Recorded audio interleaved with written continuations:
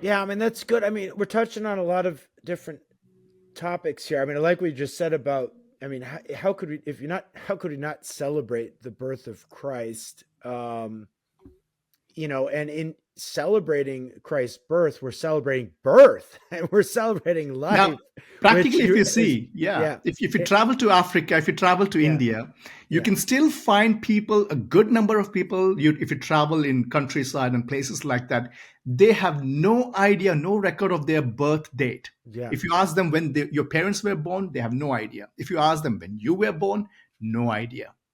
You know, it's part of that culture itself.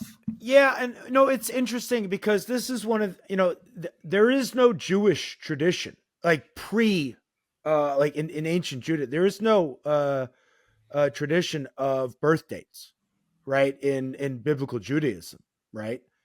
Um, but and maybe there's even a sense there where we don't know exactly when Jesus is born. We do obviously we know he was born, right? So you can celebrate the birth without getting too hung up on Hmm. the date, so to say. Yeah.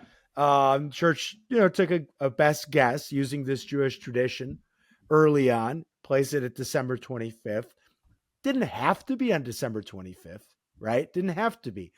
But it's the birth itself that matters, not necessarily the date. I mean, the other thing that I would just want to touch on with Jay is like, with regards to the history of the church appropriating and repurposing maybe pagan imagery. And we can't, I'm sure there's several examples we could give, but the Christmas tree maybe would be the most obvious one for right now to think about. This touches on the doctrine of general revelation and special revelation. General revelation gives some light to men via common grace to the entire pagan world prior to the Christian global mission, right? But that general revelation is obscure. It's obscured by sin, right? And the fallenness of man. So when the Christian mission goes out to the ends of the earth, which is often called the triumph over paganism, right? And Logan, we're talking about that famous painting. Mhm. I use that as the image for this one, where now that special revelation has come into the world, this is the means by which to reorient a darkened world, right? To not just to reorient to the creator, and in so doing, shed light on the creation itself, what the creation actually is and what it's for, right? Not to be worshipped, not to be treated as divine, and so on and so forth.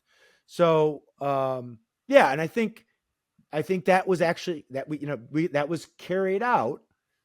Now there's a rebellion against that in the modern era because alongside it is sort of colonialism, and we understand that. And there are there's the anti-colonialist movement, which will then also attack the move of the global mission of Christ across the world.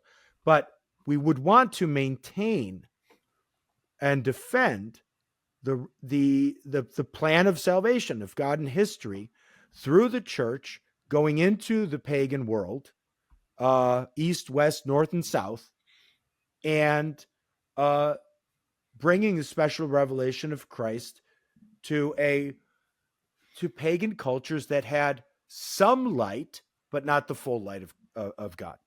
Can you make the argument of like the dates and the traditions and making sure all that's accurate? I mean, I think that's an important discussion. I think it's been done like a million times. It was being done back with Augustine and all these things. Like when did there's a huge tradition of this, but what Lenny does at the beginning of his article, and I think this is like right on point with what we're talking about at this point in the talk, is that there is a motivated reason, or at least a motivation, maybe it's not reasonable, just a motivation to de-Christianize any Christian elements. And very often Christians, for one reason or another, are only looking at, oh, are we just accurate, or do we have a good conception of the certain, the Sunday service, or the what instruments we use, or the distillation of our holidays. But they're not taking the time going, oh, but if there are legitimate Christian purposes, are there people who would be motivated to take that from you anyways.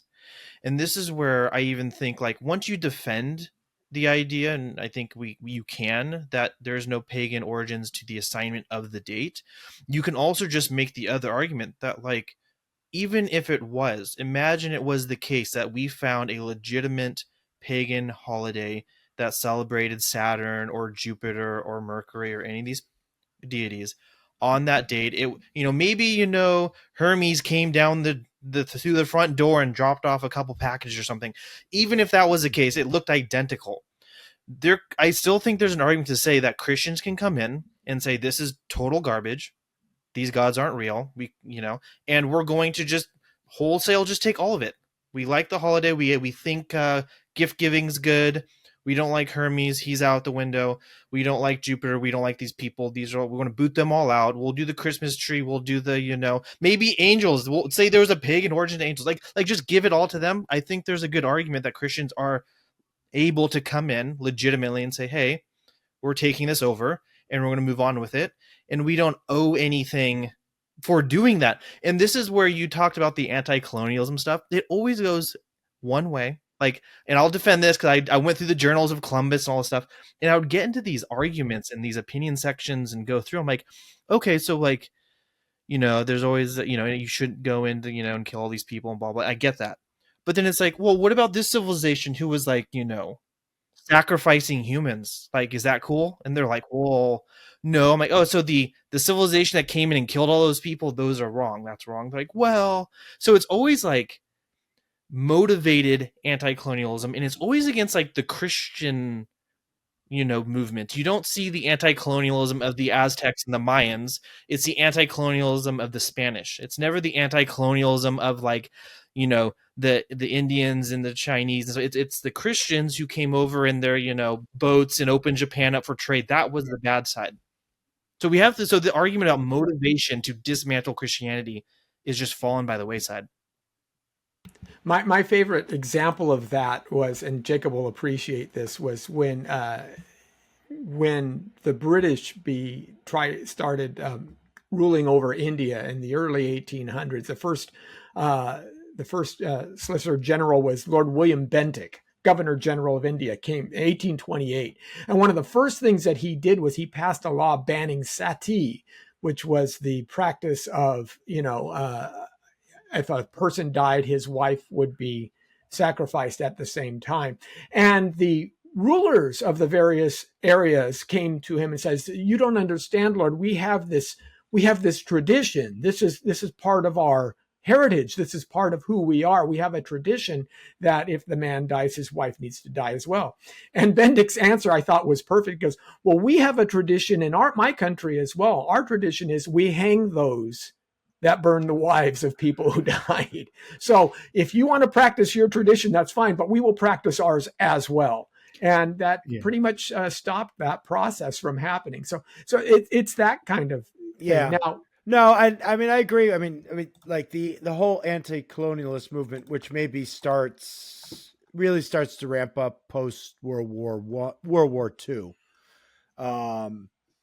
And Jacques Ellul makes this point in The Subversion of Christianity. I don't have the book with. He's got a great quote on this. How, obviously there's a nuanced and factual discussion to be had on the ugliness of human history and all the atrocities that were committed, even under the banner of Christ in various eras and ages and places and times.